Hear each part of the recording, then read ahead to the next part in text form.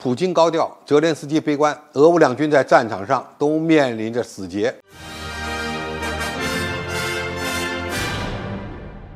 观众朋友，大家好，我是付建少。俄罗斯总统普京近日表示，乌军因损失惨重，反攻已陷入停滞状态。也就是当天，泽连斯基也承认反攻进展比预期的要慢。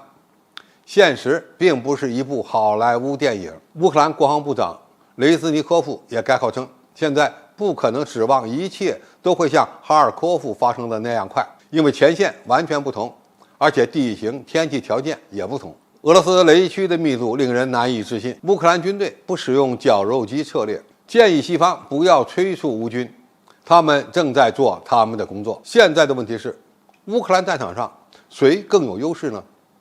其实，俄乌双方都面临着一个死结，那就是无力根本性的改变战场趋势。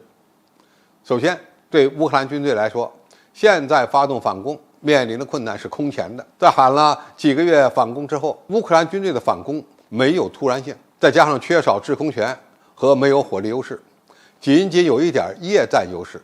在面对卡-52武装直升机时，其夜战优势也看不出来。乌军士兵看上去更有士气，但是现代战争可没办法用勇气来改变战局。其次，俄乌在扎波罗热接壤地区是大平原，进攻与反攻都需要人多。乌克兰军队主要缺的还是人，不知道乌克兰还有多少进攻部队与预备队可用。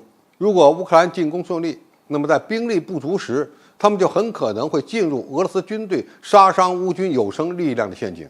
由于兵力不足，攻击一方的两翼就容易被切断、被包围，人员损失就会很大，装备损失也会很大。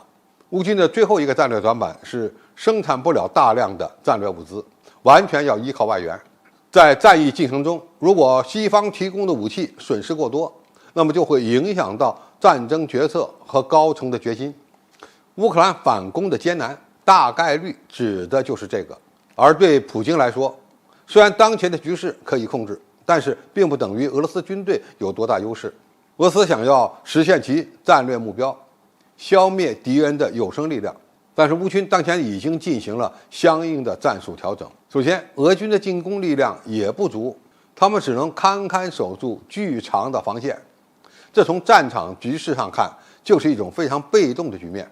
现在的局面就是谁进攻谁损失大，所以俄军以守为攻反而是当前情况下的最优解。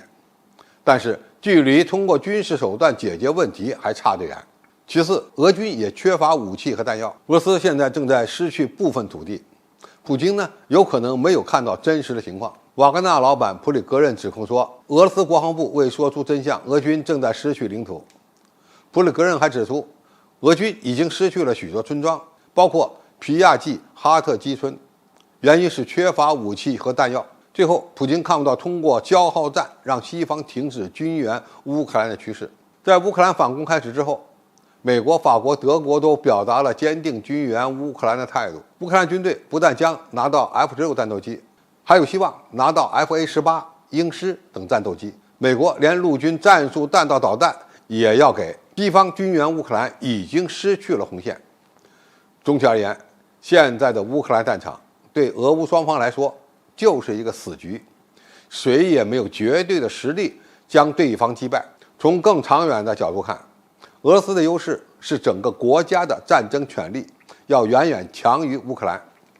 但是乌克兰实力虽然弱，但是背后站着整个北约和美国。乌克兰军队正在变成一支实力相当强的作战力量，这场消耗战将长期影响全球战略格局。对此，我们一定要有清醒的认识。好，今天评述就到这里，谢谢大家收看，我们下期再见。